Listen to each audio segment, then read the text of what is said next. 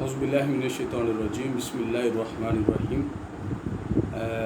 آج inter part 1 اسلامیات کے حوالے سے ڈیئر اسٹوڈنٹس آپ کو لیکچر دیے جائیں گے، جس میں اسلامیات انٹر پارٹ 1 کو مکمل طور پر انشاءاللہ جو ہے پارٹ وائز اس کو میں انشاءاللہ کلیئر کرتا رہوں گا۔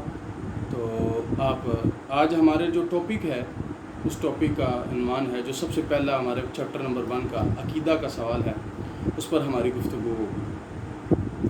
عقیدہ بیسکلی جو ہے وہ اس کے بہت زیادہ اہمیت ہے۔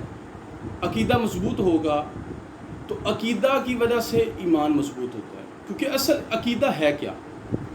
عقیدہ کا جو لغوی مطلب ہے، لغت کے اعتبار سے عقیدہ کا معنی جو ہوتا ہے وہ ہوتا ہے کہ گرہ لگانا، باندھنا، جوڑنا، منسلک کرنا۔ اور اس کا اصطلاحی مفہوم کیا ہے؟ بڑی مختصر سی اور جامع اس کی میں ڈیفینیشن بیان کروں گا۔ ڈیئر اسٹوڈنٹس، اس کو بڑی توجہ کے ساتھ سنیے گا، انشاءاللہ آپ کو سمجھ میں آ جائے گا۔ عقیدہ کہتے کس کو؟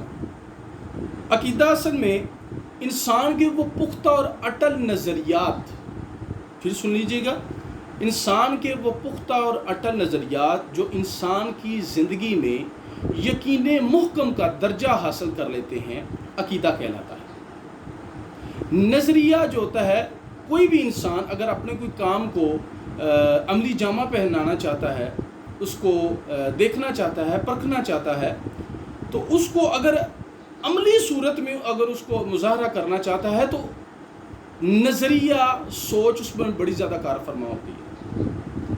نظریہ کی بدولت آپ اپنے آپ کو مضبوط کر سکتے ہیں، اور آپ کی دینی اور دنیاوی زندگی جو ہوتی ہے اس پر یہ بہت زیادہ منحصر ہوتا ہے، ڈیپینڈ کرتا ہے۔ لہٰذا عقیدہ بہت زیادہ مضبوطی کے حامل چیز ہے۔ میں نے پہلے بھی جیسے بتایا کہ عقیدہ کا لغوی طور پر معنی جو ہوتا ہے، اس کو پوائنٹ نمبر 1 جو ہے وہ عقیدہ گرہ لگانا، باندھنا، جوڑنا، منسلک کرنا۔ کیوں؟ کیا مطلب اس کا؟ مطلب یہ ہے کہ آپ کسی ذات کے ساتھ جڑ جاتے ہیں، آپ کا اس وحدہ لا شریک کے ساتھ ایک رشتہ مضبوط ہو جاتا ہے، ایک گرہ لگ جاتی ہے، آپ اس کی ذات کے ساتھ منسلک ہو جاتے ہیں، آپ کنیکٹ ہو جاتے ہیں، جس کی وجہ سے آپ اللہ تعالیٰ کی معرفت کا حصول آپ کو میسر آتا ہے۔ اچھا، اس کے علاوہ میں نے ڈیفینیشن اس کی بتائی کہ اس کا اصطلاحی مفہوم یا ڈیفینیشن یہی ہوگی کہ عقیدہ کا جو ہے وہ پختہ اور اٹل نظریات ہوتے ہیں جو انسان کی زندگی میں یقین محکم کا درجہ حاصل کر لیتے ہیں۔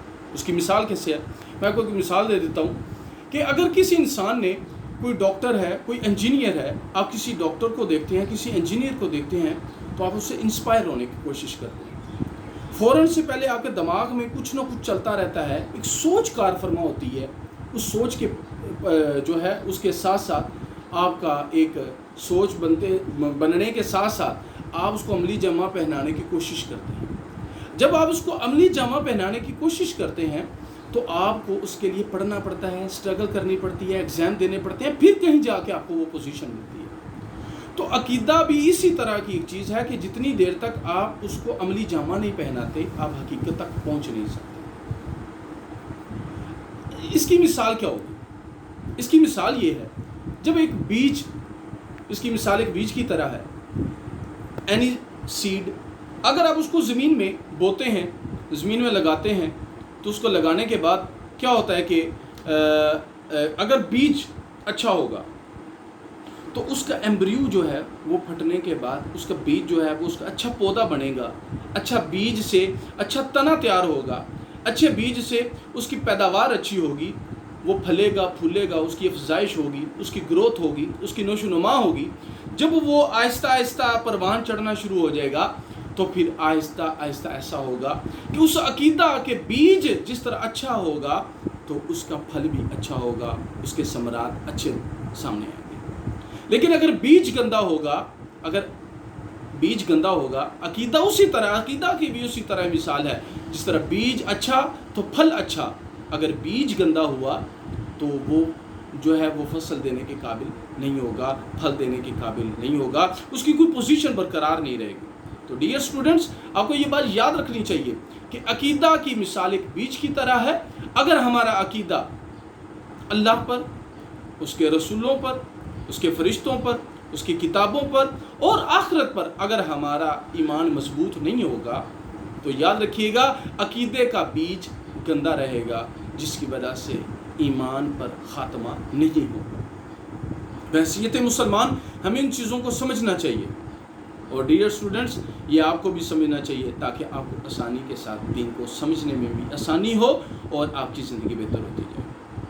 اللہ تبارک و تعالیٰ قرآن پاک میں فرماتا ہے وَلَكَنَّ الْبِرَّ مَنْ آمَنَّ بِاللَّهِ وَالْيَوْمِ الْآخِرِ وَالْمَلَائِكَةِ وَالْكِتَابِ وَالنَّبِيِّينَ، کہ تم جو ہے بلکہ نیکی تو یہ ہے کہ کوئی انسان ایمان لائے.